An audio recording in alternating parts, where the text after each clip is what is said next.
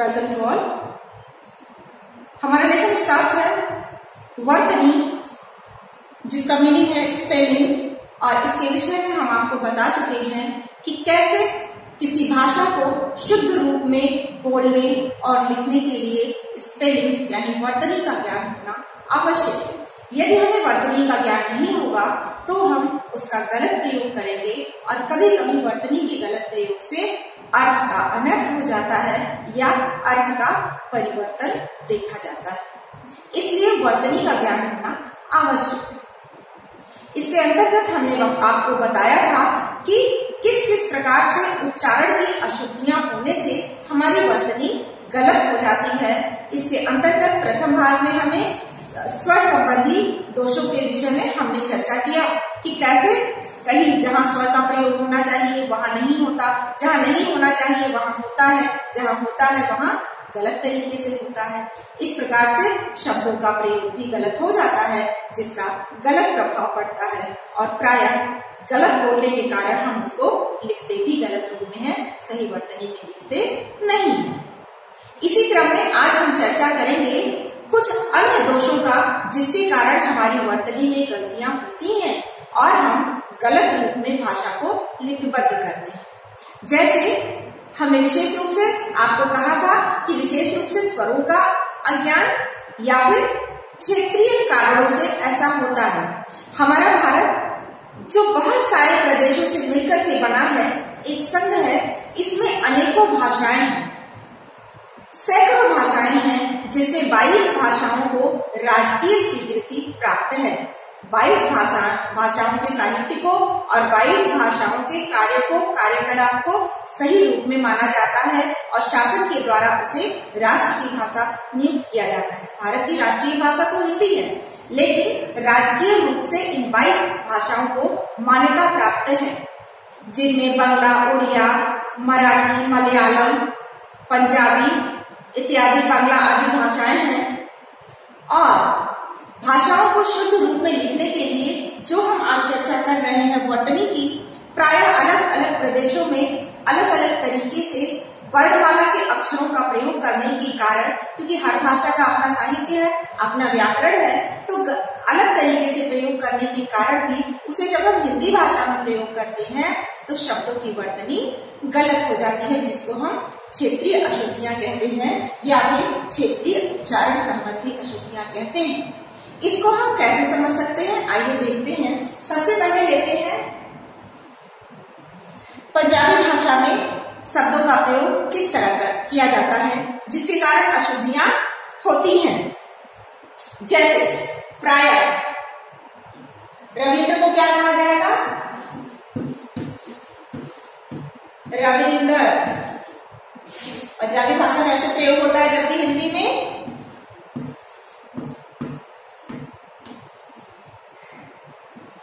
रविंद्र।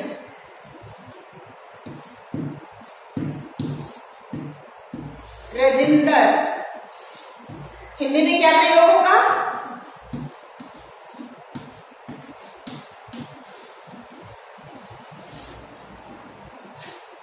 राजेंद्र।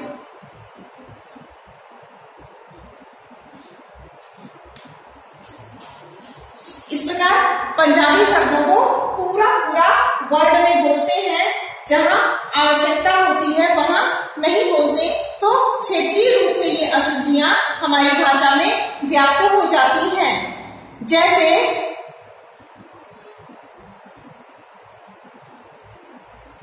हमें लिखना है पुत्र, बेटे के लिए पुत्र शब्द का प्रयोग होता है, लेकिन जब वही शब्द पंजाबी प्रदेश में आप जाकर बोलेंगे तो क्या हो जाएगा?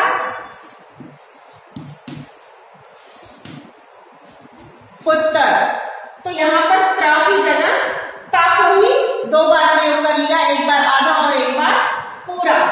राजेंद्र में भी देखिए एक ही मात्रा है, तो एक ही जगह ई का प्रयोग कर लिया और हो गया राजेंद्र की जगह रजिंदर। इसी तरह रविंद्र में बड़ी ई की मात्रा और फिर साथ में अनुस्वार है, लेकिन यहाँ पर क्या प्रयोग हो गया? अनुस्वार छोटी ई की मात्रा के साथ प्रयोग हो गया, इसलिए यह भाषा में अशुद्धता का वातावरण लाता है, इसमें अशुद्धता आ जाती है। और इस अशुद्धता के कारण भाषा का गलत प्रयोग होता है और हम गलत स्पेलिंग जब बोलते हैं मुख से, जैसा कि पिछले भाग में हमने आपको बताया कि जब हमारा उच्चारण सही होगा तभी हम वर्तनी को सही रूप में लिपिबद्ध कर पाएंगे, लिख पाएंगे। अगर हम राजेंद्र बोलेंगे तो राजेंद्र लिखेंगे भी, अगर हम राजेंद्र बोलेंगे तो हम राजेंद्र लिखेंगे, अगर हम रविंद्र बोलेंगे तो रविंद्र लिखेंगे, और अगर हम पुत्र बोलेंगे तो पुत्र लिखेंगे, पुत्र बोलेंगे तो पुत्र लिखेंगे। तो इस तरह पुत्र में मात्रा का प्रयोग कैसे हुआ और पुत्र में कैसे हुआ ये आपने देखा। तो पंजाबी भाषा में इस प्रकार की अशुद्धियां पाई जाती हैं जो हिंदी में आकर अशुद्ध के रूप में देखी जाती हैं, स्पेलिंग मिस्टेक के रूप में देखी जाती है। इसी तरह हमने आपको उदाहरण देते हुए बताया था कि जैसे हरियाणा में खाना का खाड़ा, सोना का सोड़ा, इस प्रकार का प्रयोग होता है। और इसी तरह से वो लोग क्या करते हैं, स्वरों का जहाँ प्रयोग नहीं है वहां कर लेते हैं। जैसे हम लोग स्कूल बोलते हैं तो वो लोग क्या करते हैं स्कूल, स्टेशन बोलेंगे तो स्टेशन को क्या बोलेंगे हरियाणा में स्टेशन। इस प्रकार का प्रयोग हरियाणवी भाषा में देखने को मिलता है। हिंदी में ये प्रयोग अशुद्ध हो जाता है क्योंकि हिंदी में हम स्कूल को स्कूल ही लिखते हैं, स्कूल नहीं लिखते। स्टेशन को स्टेशन ही लिखते हैं, स्टेशन नहीं लिखते हैं। इसी प्रकार जाना को जाना हम लोग लिखते हैं, लेकिन हरियाणवी भाषा में क्या लिखेंगे, जाना है तो हरियाणवी भाषा में क्या लिखेंगे, जाना। तो ये प्रयोग हिंदी भाषा में ये मात्राओं का प्रयोग, ये वर्तनी का प्रयोग गलत हो जाता है, ये सही होता है और ये गलत हो जाता है। तो ये क्षेत्रीय उच्चारण संबंधी दोष है जो अलग अलग भारत के अलग अलग भागों में अक्षरों का अलग अलग प्रयोग करने के कारण देखा जाता है। जैसे हम सिंध बिहार में आए तो रा का प्रयोग देखेंगे, घोड़ा अगर है तो इसको क्या वहां के लोग बोलेंगे, वहां के लोग बोलेंगे घोड़ा। रा की जगह पे रा का प्रयोग होता है, रा की जगह पे रा का प्रयोग वहां पर देखा जाता है। इसी प्रकार से सड़क है, अगर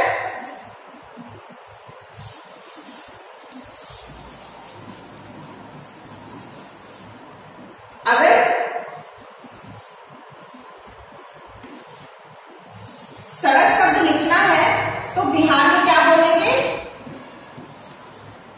सड़क। इस तरह से ये क्षेत्रीय अशुद्धियां हैं जो हिंदी भाषा में भी आ जाती हैं। लोग जब हम एक दूसरे के संपर्क में आते हैं तो एक दूसरे के शब्दों को, भाषाओं को भी सीखते हैं। तो हमारी भाषा में भी अन्य भाषा के शब्द आ जाते हैं, लेकिन हमको अपनी भाषा में उन्हें शुद्ध रूप में जब लिखना होता है तो उसके लिए सही स्पेलिंग की जरूरत होती है। तो जब हम उच्चारण सही करेंगे तो अपने आप हम वर्तनी भी सही लिखेंगे। अगर हम सड़क बोलेंगे तो सड़क लिखेंगे और अगर हम सड़क बोलेंगे तो सड़क ही लिखेंगे। तो ये प्रयोग हो जाता है हिंदी भाषा में गलत और ये सही।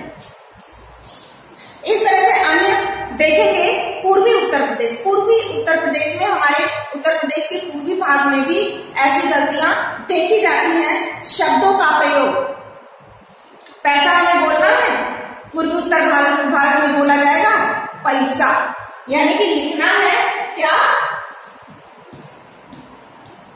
पैसा। आपके पास कितने पैसे हैं या आपका पैसा किस प्रयोग में गया, तो बोलेंगे पैसा। शुद्ध साहित्य भाषा में ग्रामर के अनुसार क्या लिखा जाएगा, पैसा। लेकिन व्यवहार में पूर्वी उत्तर प्रदेश में क्या होता है, पैसा। आपका पैसा ऐसे लिखेंगे पैसा। तो जब बोलेंगे पैसा तो लिखेंगे भी पैसा, ठीक है। ऐसी तरह से कि यह वस्तु कैसी है या कैसा है तो बोलेंगे कैसा, यह कैसा है, यह कैसे हो गया नहीं बोलेंगे, यह कैसे हो गया। ई का प्रयोग एक ही स्थान पर करने लगते हैं। इसी प्रकार से तौलिया है तो उसको बोलेंगे तौलिया, ऊ का प्रयोग करेंगे। तो अलग अलग स्वरों का अलग अलग प्रकार से प्रयोग करने के कारण उत्तर प्रदेश में भी हिंदी भाषा के शब्दों को कहीं कहीं गलत रूप में बोला जाता है, या यूं कह लीजिए कि क्षेत्रीय व्यवहार व्यवहार में वो सही होता है लेकिन व्याकरण के अनुसार गलत होता है, इस कारण से वहां पर भी वर्तनी का दोष पाया जाता है। इसी तरह हम री के प्रयोग में भी देखेंगे, रा और री के प्रयोग में भी लोग अशुद्धियां करते हैं। जैसे री एक स्वर है, हमने स्वर का परिचय देते हुए आपको बताया था कि कुछ हिंदी में कुछ मूल स्वर होते हैं, जैसे छोटा आ, छोटी ई, छोटा उ तथा री।